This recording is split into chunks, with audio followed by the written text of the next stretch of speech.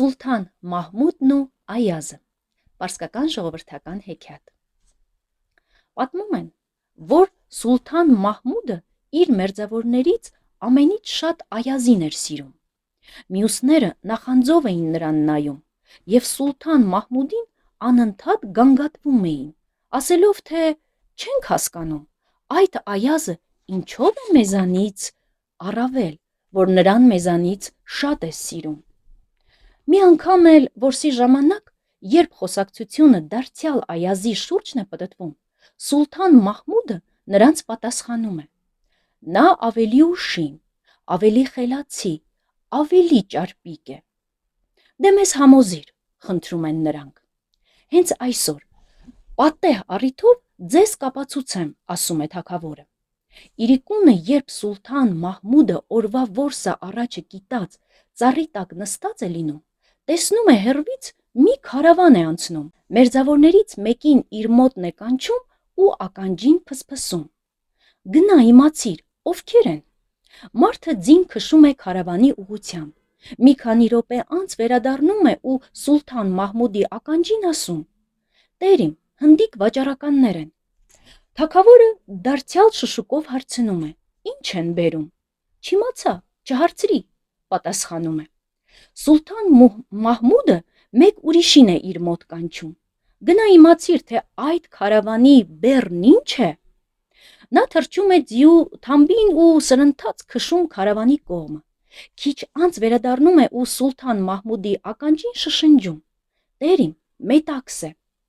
«Որտեղից են բերում»։ Հարցնում է թագավորը։ «Չիմացա», պատասխանում է, «չհարցրեցի»։ Թագավորը հիմա էլ երրորդ պալատականին է կանչում ու ականջին ասում. «Գնա իմացիր, թե մետաքսը որտեղից են բերում»։ Վերադառնում է, թե Չինաստանից։ «Իսկ չիմացար, թե ուր են տանելու»։ «Ոչ», պատասխանում է, «չէիք հրամայել»։ Հետո էլ մեկ ուրիշին է շշուկով ասում. «Գնա իմացիր, թե այդ մետաքսը ուր են տանում»։ Սա էլ վերադառնում է, թե Բուխարա։ Սուլթան Մահմուդը հարցնում է. «Իսկ չիմացար, թե փոխարենն ինչ են բարձելու»։ «Ոչ», պատասխանում է։ Եվ այսպես ամեն անգամ նրանք վերադառնում են միայն թագավորի հարցի պատասխանն իմանալով։ Սուլթան Մահմուդը վերջում կանչում է Այազին ու ականջին ասում. «Գնա իմացիր, ովքեր են»։ Այազը ձին հեծնում է ու քշում դեպի քարավանը։ Տեսնելով, որ Այազն ուշանում է, թագավորի մերձավորները սկսում են չարախնդալ. «Տեսա՞ր, որ նա մեզանից ծույլ է, ուշանում է»։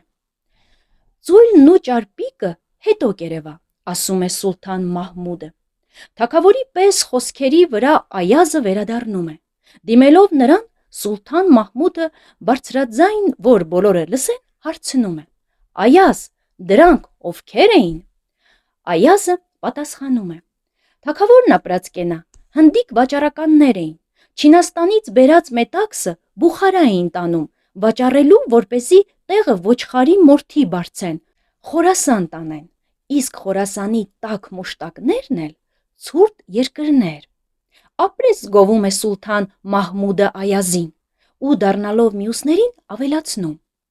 «Դուք գնացիք ու միայն իմ տված հարցի պատասխանն իմացաք, մինչդեռ նա մենակ շատ ավելի սպառիչ տեղեկություն բերեց, քան դուք բոլորդ միասին։ Ահա թե ինչու եմ ես նրան ձեզնից ավելի շատ սիրում ու գնահատում»։ Այսքանը, կհանդիպենք հաջորդ անգամ։ Մի մոռացեք բաժանորդագրվել Արի լսի յութուբյան ալիքին։ Կհանդիպենք։